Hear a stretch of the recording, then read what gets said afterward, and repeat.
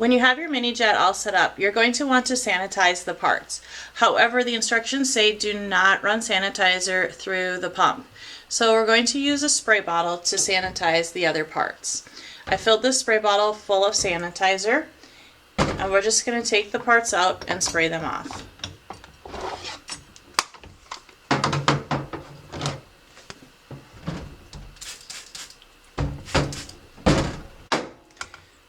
There are also 4 tubes that will need spraying as well, and that's why the spray bottle is the easiest way to do it, because you can just spray the tubes with the sanitizer.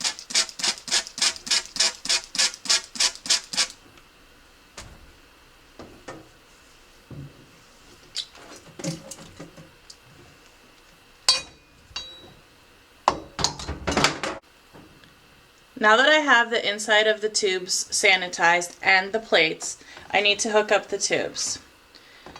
The first tube will go on the outlet.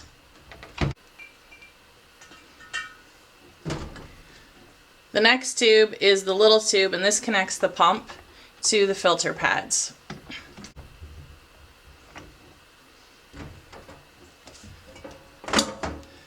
The next tube is the outlet tube. It does not have anything on the ends. This will transfer the filtered wine from the filter into your clean sanitized carboy. So I'm going to hook this up. The final tube is the one that goes into the unfiltered wine, and this has a little stopper on it to help filter out the sediment. So this one will go on the end of the pump.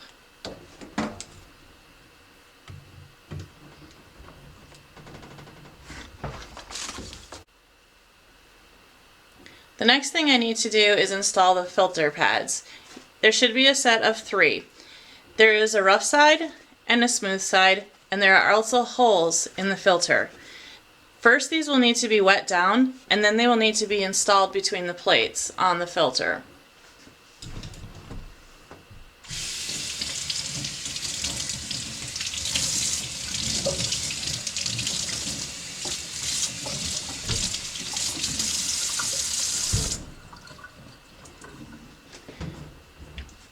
They can also all be sprayed with sanitizer.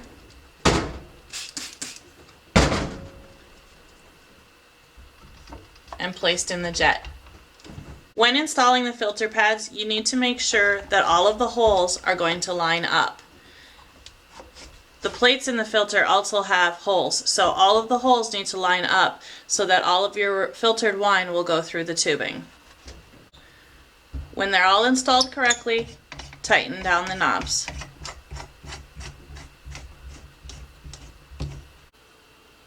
Before running wine through your filter, it's a good idea to run about 1 gallon of water through the filter pads first. They have small pieces of fiber in them that by running the 1 gallon through, it will help get rid of them and they won't be in your wine. Secondly, by running water through, you can test the filter and make sure that everything is set up properly and you have no leaks. These tubes are going to go into a pail. This is the tube that typically goes into your wine.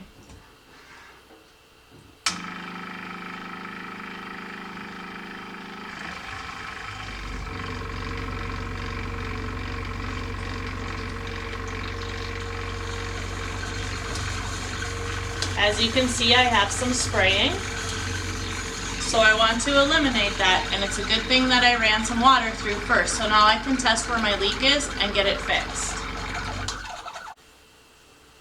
I retightened the plates and pushed down the filters, so I believe I have the leak taken care of now, so I'm going to finish running the water through.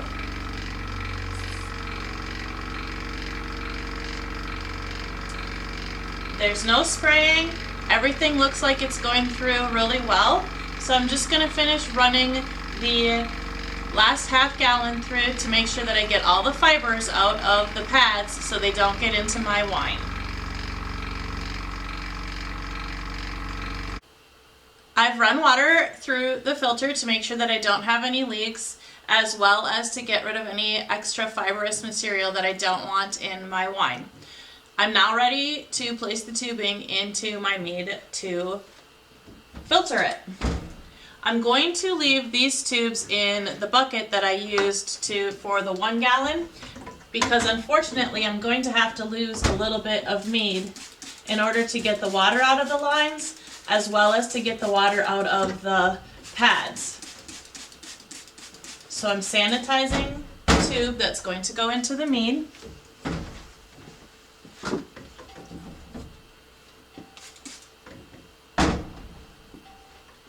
And as you can see, I have sediment down here in the bottom of the mead. I want to be very, very careful with this tubing that I do not put it in the mead. That I do not put the tubing down into that. If I do, it's going to clog up my filters, and then I'm going to have to use more filters. I could transfer this mead off of the sediment into another pail just to ensure that, but most people just filter it like this. So I'm going to just place it in there and slowly turn it on. Going to watch this tube carefully until I see the mead coming through it. I can start to see it now coming through this tube.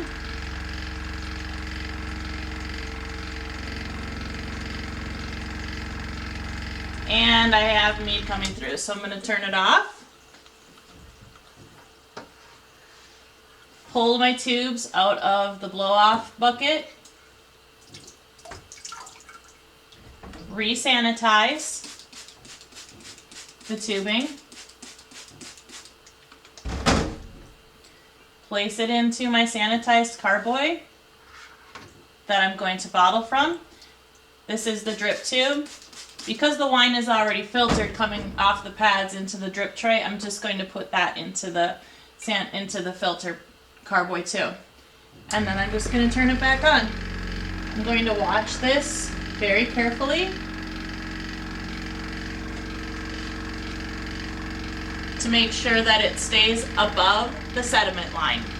If you're doing a red wine, it can be really hard to see where that sediment line is, so I often tell people to just transfer off of the from the carboy into the pail off of the sediment.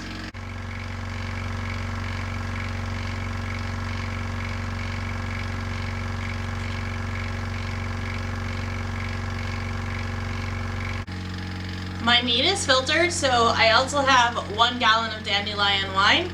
And because I don't want to filter just 1 gallon of wine because I'll lose so much of it through the filter pads, I just did it at the end of the mead. Fortunately, dandelion wine and mead tend to go together. However, if you were doing a white wine and a candy cane wine, it may not go together so well. So make sure if you're going to transfer one wine after the other that they go together very well. Likewise, you can filter about 6 gallons of wine through your filter pads. So make sure that you're using them to their full extent. I've removed the filter pads from the filter and I've also rinsed off the plates, but I want to make sure that there's nothing left in the pump, so I'm just going to run some fresh water through it. Remember, do not run any cleaners or sanitizers through the pump, only water and wine. So I just put a little water in a container in the sink and I'm just going to run it through the pump real quick. I don't need to run a lot, maybe a couple of cups. I don't even tighten the plates down, and as you can see I have some water dripping down below. But that's okay because I do it on my sink so that I don't have to worry about it. That should be enough water to get all of the sediment and any other items that might be floating around in the pump. That's all for now. Cheers. One final note, when discarding the pads from your filter, make sure you discard them outside, because if you throw them in your kitchen trash, you're going to have a ton of fruit flies all over the place. So make sure you get rid of these outside if you don't want to have a pest problem. Have a great day. Cheers.